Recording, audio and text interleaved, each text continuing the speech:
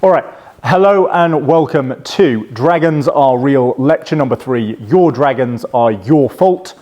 Probably, if you feel offended by that, probably the intention. Okay, last couple of lectures we've looked at the foundation of the dragon archetype last time. We've looked at how there are some scientific reasons that we might look to that as a basis. I've spoken about my more pragmatist view that dragons are psychological realities, and we won't labour that point all too much at this point. Go back to lecture 2 if you want more on that. Today we're going to move on to look at your dragons are probably your fault. And we're going to start by looking at what those 3 ways are. We're then going to go through 3 stories that illustrate those points quite nicely. So we're going to look at the Satan as the father of lies, Vritra, who is the king's epithetical enemy, Fafnir, who was a dwarf who became a dragon in the Norse sagas, Icelandic sagas. And then finally we're going to touch on avoiding patterns of dragon creation before we move on to our next lecture, lecture 4, which is on how to slay a dragon. Okay, 3 ways that your dragons are probably your fault. Number 1, you failed to accurately perceive the dragon when perceiving it would have saved you from some terrible calamity. Now, it might be that you saw it and misinterpreted how dangerous it was. It may be that you just didn't see it because you were focused on, or as we'll see in the second one, consumed by something else entirely.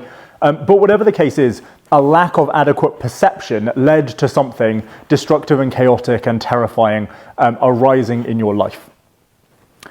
The second reason that they're your fault is that you failed to master your appetites in some way, shape or form, whether that is food or love of money or sex or drugs or actually the dissociation that occurs from too much screen time and things. And so we can consider that an appetite as well. Being consumed by those things leads to dragons arising in your life.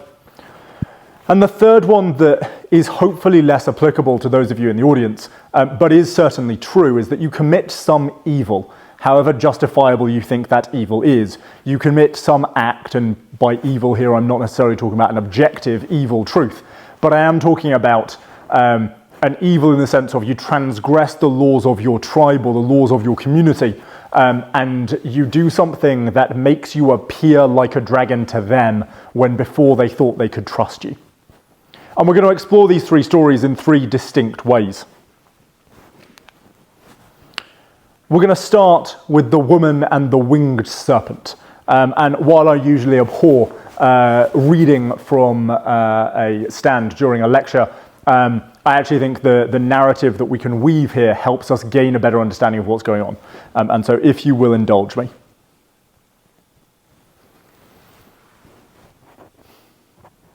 A naked young woman, perfect wife for the first man, was walking within the walled garden of Eden. It seemed that no matter which path she wandered, which way she tried to walk, or which river she ended up following, she always seemed to arrive back at the tree of the knowledge of good and evil. It was a small thing, she thought. She regularly visited the tree of life to taste of its fruit, so it wasn't really surprising that she would come to this tree as well. As she gazed at the tree's rich fruit, her father's words echoing in her mind, she was startled by a voice. It was a seductive sound, syrupy and scintillating. And following it, her eyes alighted on a beautiful winged serpent, coiled languorously around one of the branches of the tree. It gazed back at her, deep yellow eyes meeting hers. "Is it true that the father told you not to eat of any of the trees in the garden?" the serpent asked. "No," the woman replied. "We may eat of any of the fruit in the garden, save from this tree. Father said that if we ate from the tree of the knowledge of good and evil, or even touched it, we would surely die."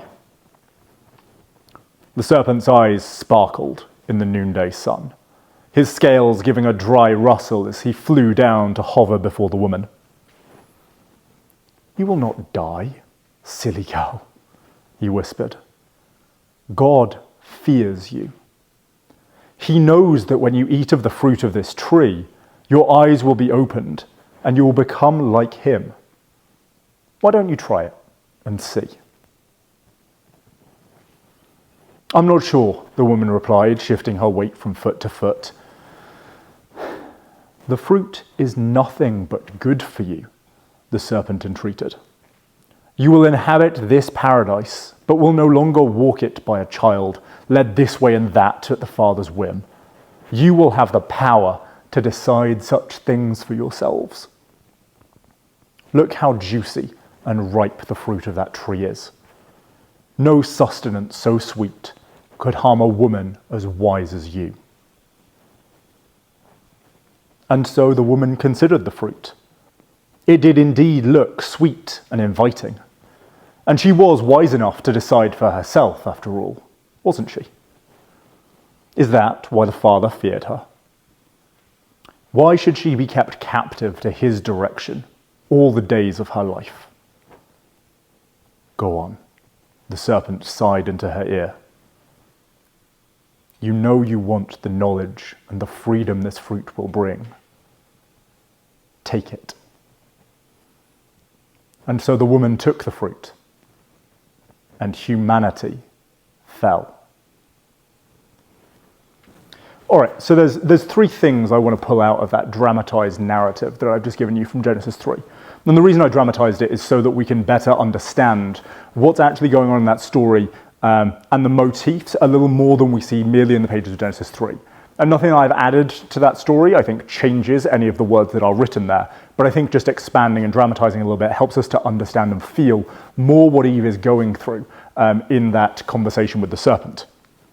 So, the first thing I want to pull out, Nachash and the throne guardian. That word Nachash, used to refer to the serpent in Genesis 3, literally translates as snake. But over time, it also becomes the word used for whispering, which is due to the association with the dry rustle that snake scales make as they pass over each other. And the rustling then becomes associated with sorcery, so the changing of reality through words muttered under the breath. And what matters there is we have in one and the same image, in a single word in Genesis 3, that this figure, whoever it might be, is a snake and a sorcerer, all in one, which is rather similar to some of the other dragons that we have and will look at. The second thing to point out is that we're fairly certain, given the other references that we have in Ezekiel, in Isaiah, in the book of Revelation, in the apocryphal book of Enoch, that this snake, this serpent, was a member of the divine council. There was one of the cherubim. And cherubim, we have to stress here, is not fat little baby flowing around with wings type of angel. Cherubim is a role designation, not a physical description. And as a role designation, it means throne guardian. The same word is used in references that have been found in ancient Mesopotamia to the figures who guarded the throne of the Mesopotamian king. And so we get this impression that this snake sorcerer, who is within the walled paradise created by God, is a former member of those ones trusted so much that they guarded the throne of God, who we also see in Isaiah's vision of the throne of God, which is also where we get the idea that this figure is a winged serpent or a seraph. Not that that word is used in Genesis, but it is used in Isaiah. And we have here images of winged serpents on Hebrew scrolls that lend credence to this idea. The other reason that we think he's winged is if you think of the punishment given to the serpent in the garden, that it must crawl on its belly and eat dust all the days of its life. It either had legs or it had wings. It had some way of not having its face on the floor. And of those, given the other references, I'm inclined to think that wings is the better interpretation. And so the woman and the winged serpent. The other thing is to consider that we refer to the serpent as the father of lies. Right? It's one of the names that we give to the Satan. And that figure, the Satan, the reason that I use the definite article there is because it's a title, it's not a name. Ha-Satan in Hebrew is that which opposes, the adversary. And so when I talk about the figure of the Satan, I use the definite article largely to remind myself that what I'm talking about is a mode of being rather than necessarily an individual. Now, we learn a lot from how the serpent approaches Eve. See, because the dragons that arise, and the reason that they're largely our fault, is that often we mistake them for helpful guides, impartial interlocutors, curious oddities. Often we don't recognize them as being dragons up front because they're very good at hiding and masking their true intentions. But ultimately, at the close of the Pandora's box, that is the tale of human sinfulness following the fall, we see this dragon emerge again. And its true nature is revealed as Ho'ophis Ha'archeos, the ancient serpent. It's described in the book of Revelation, as in its second attempt to overthrow heaven.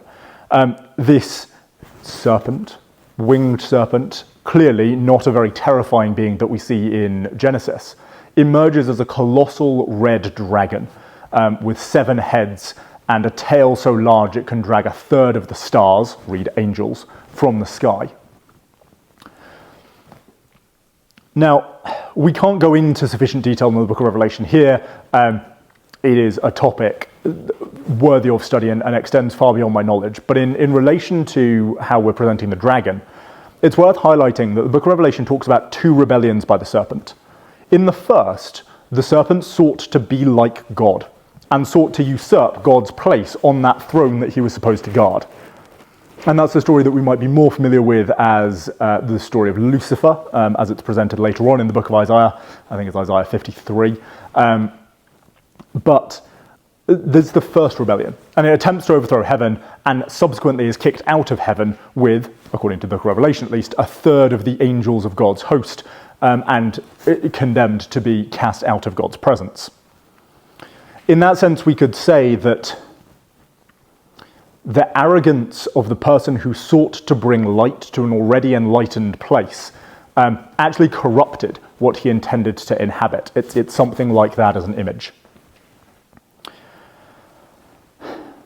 And then licking its wounds, and we see this very much play out in dramatic form in Milton's Paradise Lost, is that the serpent in its cast out state, like so many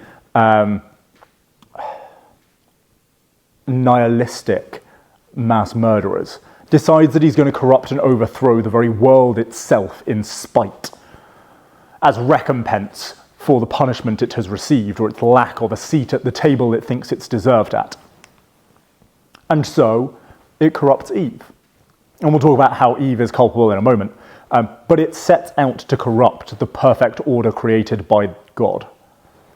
And in doing so, what we find is that I can only imagine that when the serpent receives its punishment after destroying something precious beyond imagining for us in the world today, that it took its punishment with a smug and satisfied smirk, because it knew that it had broken something that, at least as far as it was concerned, could never be restored.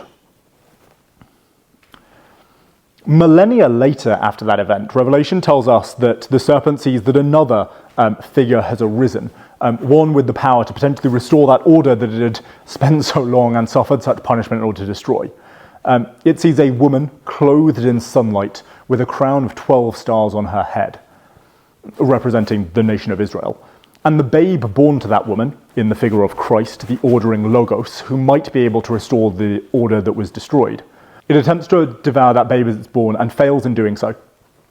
And so instead, it tries to destroy the world itself once more, but this time not using guile and subtlety, but outright war against Michael and his angels, and ultimately is thwarted, and we'll look at that in more detail in our next lecture on how we slay dragons. The last note I want to make here is this. It's my favourite passage from the New Jerome Biblical Commentary, and it's on Genesis 3. The beginning of sin is the distortion of truth. Now, I'm not, some of you will be pleased to know, going to go off on one at the moment on epistemology and whether we can know what truth is. It's a thing for another time. But what the authors of this commentary are referring to is the perception of the world accurately as you see it, right? Lying, okay? Distorting the truth for your own ends. Now, I have to stress here, I don't think Eve is to blame for the war in heaven. And I don't think she's to blame for the serpent trying to tempt her. But Eve is to blame for lying. She twists the command that God gave them in order to make it seem like her rebellion is more justified. And we see this a lot. So the rule Eve is actually given is, you must not eat of any of the fruit of the tree of the knowledge of good and evil, for if you eat of it, on that day you will surely die. And when she tells the serpent what the rule is, she twists it. She adds an extra little bit. She says, we can't eat of the fruit, nor can we even touch it, for on that day we will die. And what she's done in that is she's the one who lied first.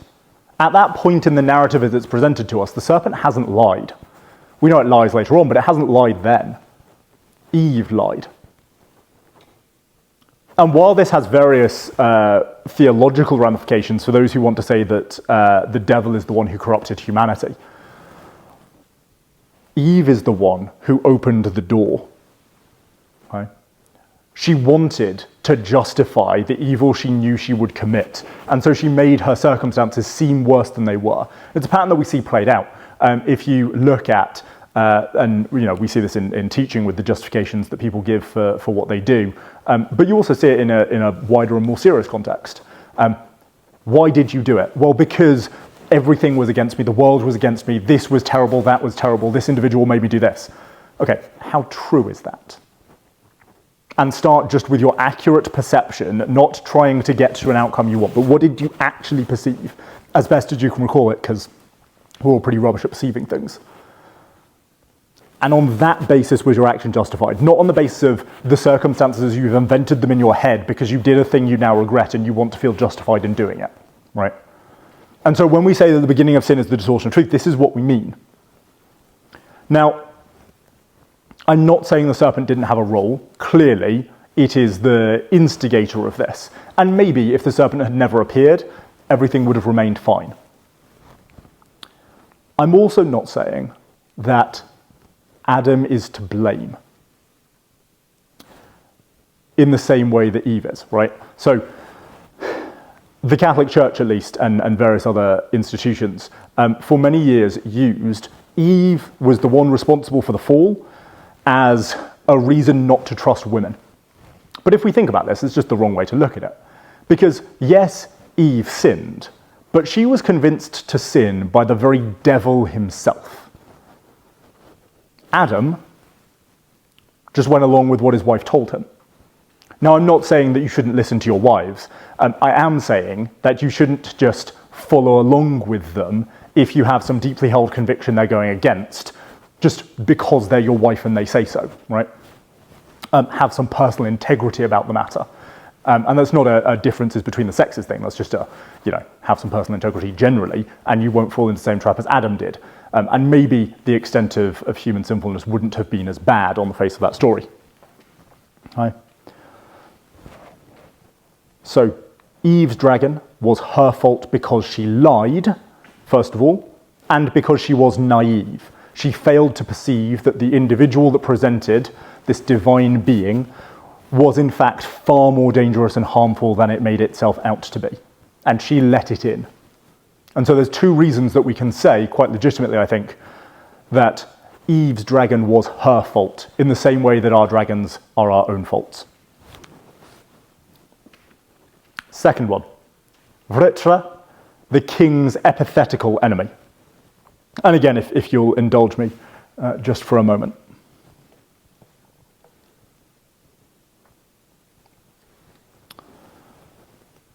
There was once a very wealthy king who ruled over the Devas. He led his people well, always attending to the advice of his guru and living in accordance with the truth. Over time, however, his success and material wealth began to consume him. It grew so great that one day he was so enthralled by a particular bauble that he failed to rise and greet his guru properly when he entered his throne room. Even after his guru took offense, he failed to make appropriate recompense because he was still so enthralled by all of his treasures and the beautiful women around him. Affronted at this, the guru left the palace and the king's service that very day. Without their guru to teach and guide them in the ways of the truth, the king's armies suffered a great defeat at the hands of their enemies, the Asura. It was a short conflict, but the once mighty Devas were routed thoroughly with ease, and their kingdom was scattered. The surviving Devas fled and sought refuge with Lord Brahma, the creator. In explaining his people's plight to his new host, the king recognized that his own folly and obsession with treasure had led him to disrespect his guru and cause the downfall of his people. And he begged Lord Brahma for a way out of this problem he had created. You must find and follow a new guru, Lord Brahma told him. Visvarupa, the son of Tvasta, is the one you shall go to, for he is pious in the ways of the truth. With all due respect, my lord, the king replied, is Visvarupa's mother not of the Asura, our enemy? The creator's response was final and absolute. You have my word, king. Knowing that he couldn't defy the word of the creator, the king and his people went to Visvarupa and begged him to be their guru. Despite some initial hesitancy, he accepted. And with his guidance and sacrifices, the Devas were able to regain much of their former glory. But despite this, the king remained suspicious of his new guru. And over time he learned that despite all of the hard work that Visvarupa did to support the Devas in their goals, he also still prayed for the welfare of his Asura brothers. When he heard this, the king was enraged. And he took his great sword and he severed all 3 heads of the guru in a single powerful blow. Immediately, the king felt great shame, greater even than when he had disrespected his former guru. He knew that killing a priest was the worst of crimes against the truth, and that the punishment for such atrocity would be severe. And so, while he atoned as best he could, the calamity that followed was inevitable. It came in the form of a sacrifice performed by Visvarupa's father, Tvasta, which led to the emergence or birth of Tvasta's second son, the monstrous and serpentine Vritra, created with the sole purpose of killing the king.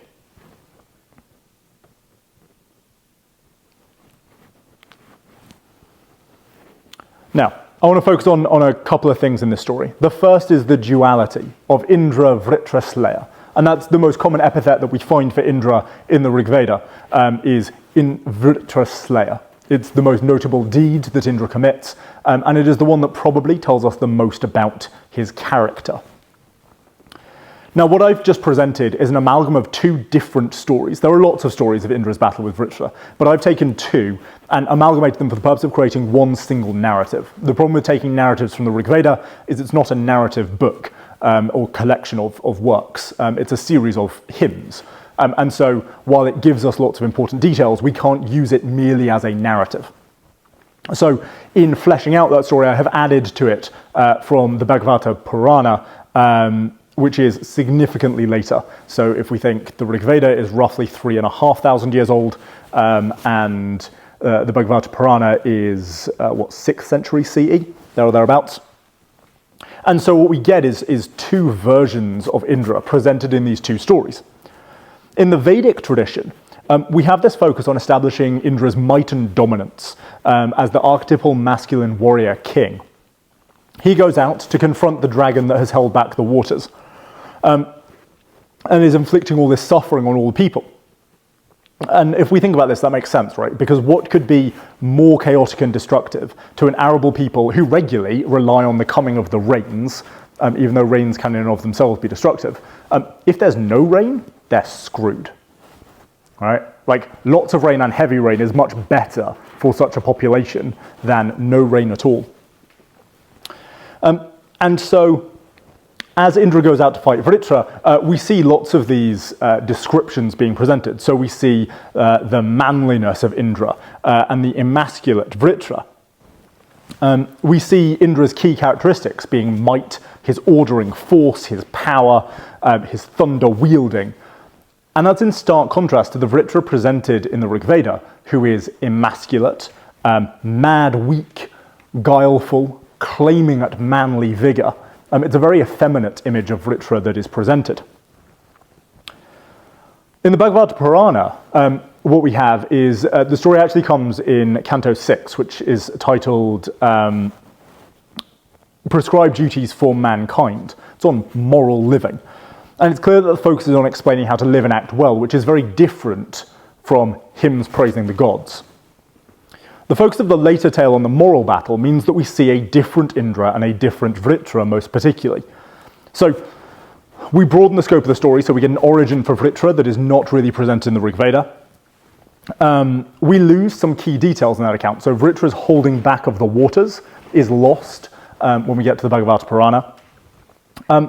But we do see an increasingly anthropomorphic Vritra. So rather than being the serpent or the great worm that we see primarily in the Rig Veda, we see more of a man in the Bhagavata Purana.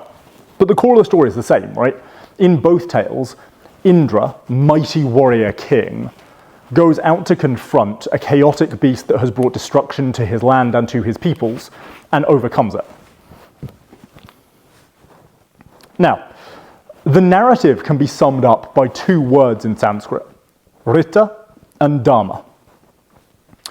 Now, while it helps the flow of the story that I recounted earlier, I translated both of these words as truth, and that's not entirely accurate. And so we're going to try and answer a question posed by that phrase at the top of the board, Draco delenda est, for which I have to thank Jack Donovan. It means the dragon must be destroyed. And that begs an obvious question, why? Why can't we just let the dragons in our life live and stay around and cause their destruction, all the rest of it? And while there are probably some occasions, and we'll talk about this in a later lecture, where you should probably let sleeping dragons lie, because they're asleep, don't be a muppet about things, there's actually, you can't. It's not reasonable, it's not appropriate, it is contrary to inhabiting an order for yourself, to allow awake dragons causing rampant destruction to live. So, the reason we destroy dragons is in these two words, Rita and Dharma. My thanks to Ed for helping me with this. My original understanding wasn't quite as fleshed out as it currently is, and I do have to thank him for the help with the Sanskrit here. So, Rita is something like sacred order, holy order, or also truth. Right? Truth is a form of order. It's the cosmic order of the universe, fundamentally. And Vritra's withholding of the waters that we talked about is an affront to Rita itself, right? So Vritra, much like the sorcerer he is compared to, that guileful beast, isn't that very similar to the Satan? Much like that guileful beast is trying to twist the very nature of reality, right? There is a definitive time that the rains come and the rains go, and people build their entire lives certainly the peoples that wrote these stories build their entire lives around those definitive changes in the seasons. To change those is to confront the order of the cosmos itself.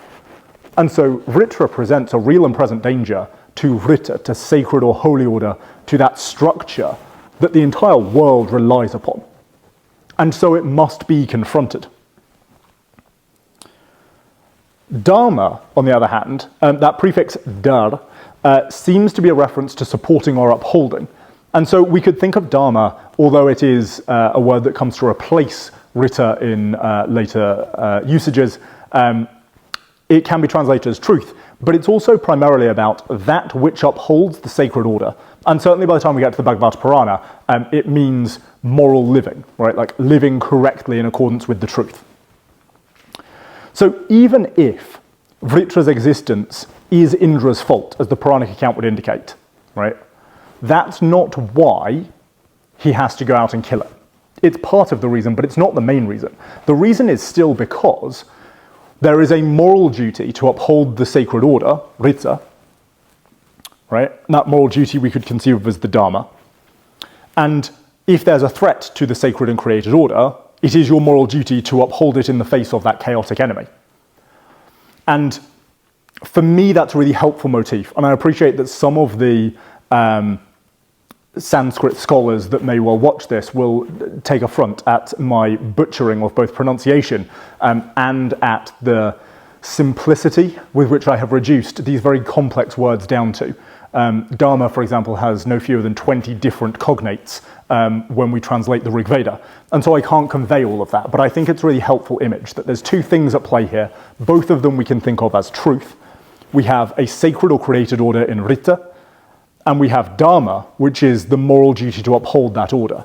And if you think about more where we see this, if the original reason is Rita in Indra's, it's not a cosmogenic battle because the world's already created, but it's like a cosmogenic battle. It's a fight for the soul of the order of creation.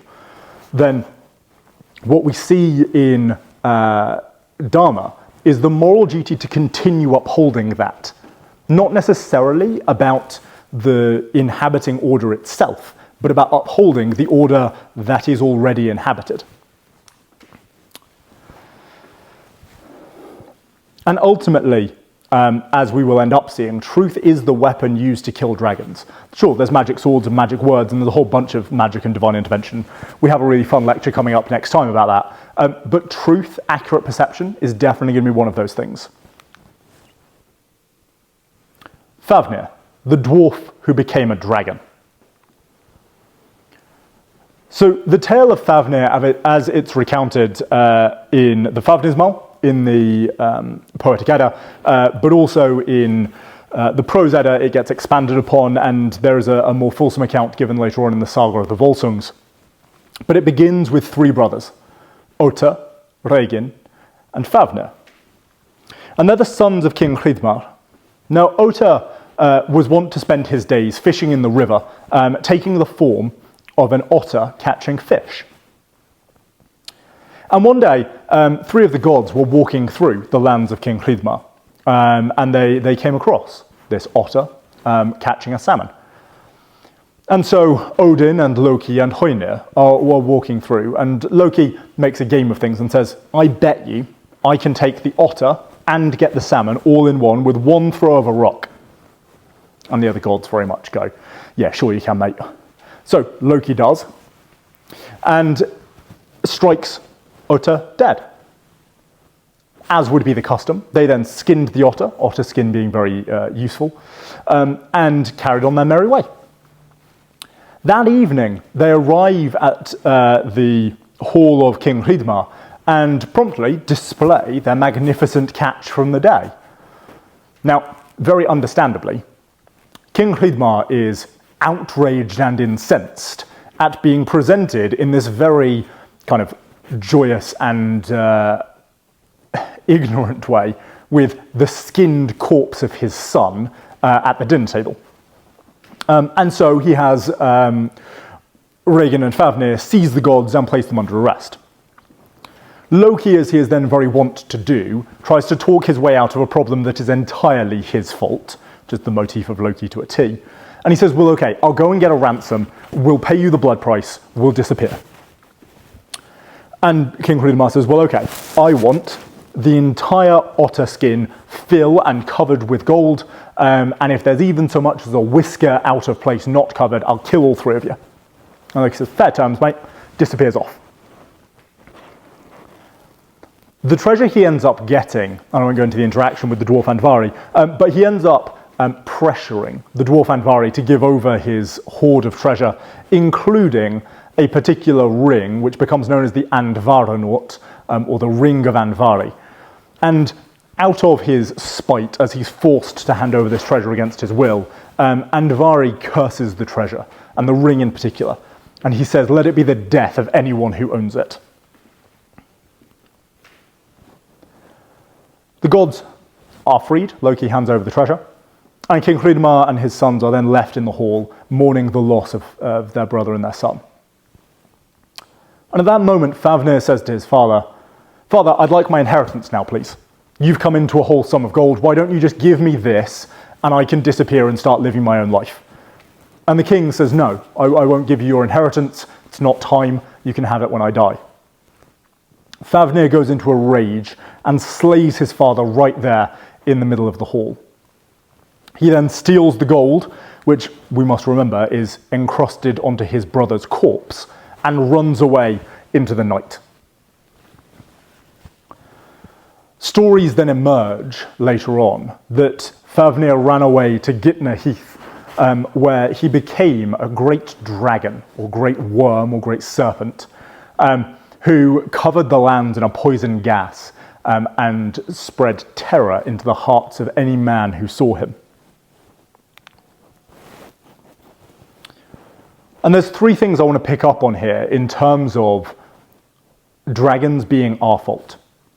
The first is the loss of Ota. So if we imagine that dragons are these terrifying, chaotic beings capable of bringing great destruction, what we see in this story is there's a real tragedy. And not just a tragedy in the sense of losing a family member, which in itself could be bad enough, but the very graphic and horrific way in which that is announced and presented. That would be enough to break most people. And it might be that it broke Fafnir, you know? It's certainly the case that grief and trauma can change people beyond all recognition. They can escape into mind-altering substances or gambling or alcohol. They can stop going to work or stop looking after themselves in the way that they did. They can become fundamentally different people to the people that you knew and the people you learned to rely on. And in that way, they can become chaotic and destructive, both to you and to others around them, including themselves. The second potential answer is Fafnir became a dragon because he committed patricide. So if we think, dragons represent the chaotic. What is more chaotic than someone who murders their own father in cold blood? It's part of the reason that patricide has always been considered the very worst of crimes in the ancient world. We see this with Orestes after he murders his mother Clytemnestra. We see it here with Fafnir. We see it in many different motifs, but the killing of the father, we see it in Oedipus as well, is the most horrific crime. And that's in part because it's the greatest offence to the structure of the society in which those people inhabited. Today, patricide is, it's hard to say that it's still the very worst of crimes. It's horrific and terrible. I don't think it's as bad as it used to be because we inhabit a different social structure. And so while it is certainly the kind of thing that would make us consider someone to be a dragon, it's not as powerful an image as I think it used to be when the father had such an ordering force within the community and within the family. Now, in our own lives, it doesn't have to be killing the father, right?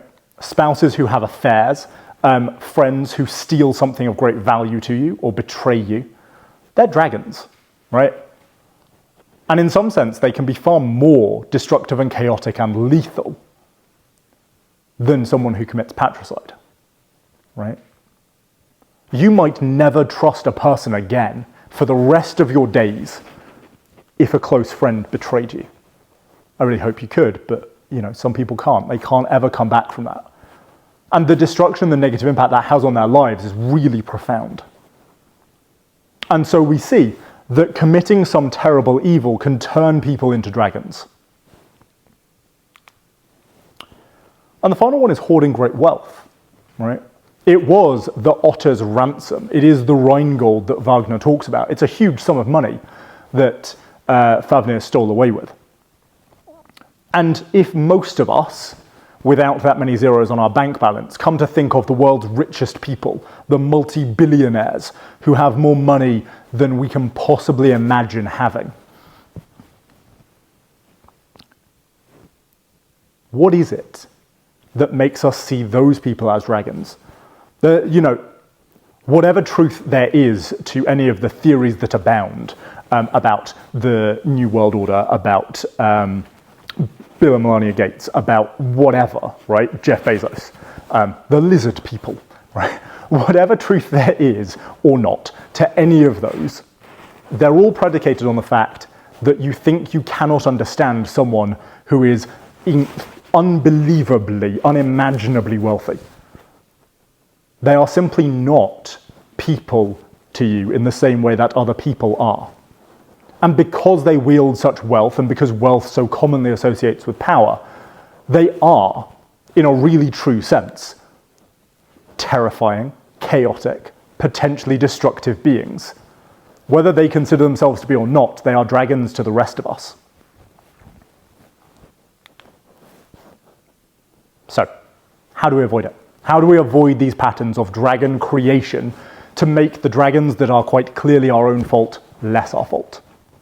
Well, if we think of the 3 ways that they're probably your fault, that gives us 3 indications of how we can fix the problem. So the first, you failed to perceive the dragon. Accurate perception, being honest about the perception as you see it, because actually perceiving, fine, we won't even go there. But be honest about the perception you appear to have, number 1, and second, try to perceive more clearly. We're going to look at perception and truth and its role in slaying dragons in the next lecture. For now, all that I think needs to be said is that most of the dragon stories we come across arise because someone didn't pay enough attention to something when they could have done. The warning light on your car dashboard, the partner who has stopped leaving their phone lying around places,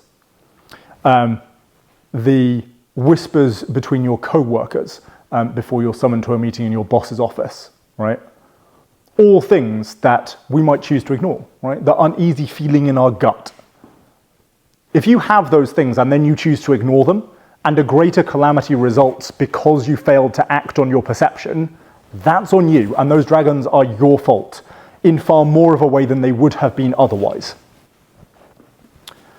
We see this with Eve most particularly, right? So had Eve seen the colossal red dragon before her, she would not have taken its words anything like she did, because it would have been in her face and it would have recognized, she would have recognized within it the great danger it posed. But it didn't, it was a friend.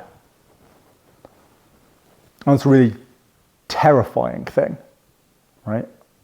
Is that we can't live our lives not trusting our friends and those that we meet and those we want to trust.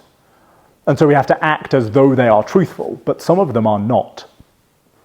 And some of them are dragons. The second one that we can touch on is that you fail to master your appetites.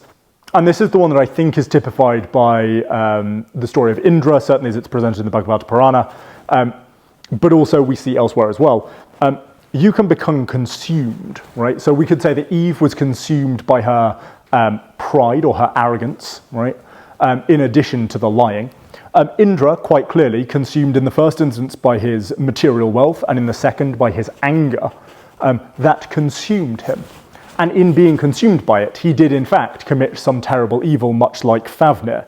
But instead of him becoming the dragon himself, he caused the dragon to arise. And the third is that you commit some great evil. And you're all probably capable of some great evil. I really hope none of you ever commit any, but you're all probably capable of it. And there's a distinction here, I guess, between the first 2 and the third, is that the first 2 are about accurately seeing and working with some true sense of what the world is. But the third is that either as a result of failing to accurately perceive the world or distorting the world because you want to justify your evil, or because you're blinded to the reality of the world by some appetite, whatever that happens to be, is that you commit some evil. And so when I say that your dragons are your fault, this is what I mean. If you think, and you will all have encountered dragons in your lives, right? Even if they are dragons that you think are not your fault for one of these particular reasons, they're probably your fault. And that's a fantastic thing, as we'll see in the next lecture. Because if they're your fault, you can fix it, right?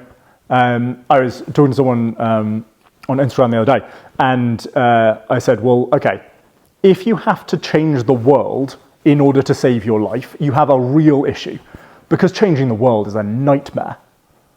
You really want to hope that your dragons are your fault, because then at least you can fix them.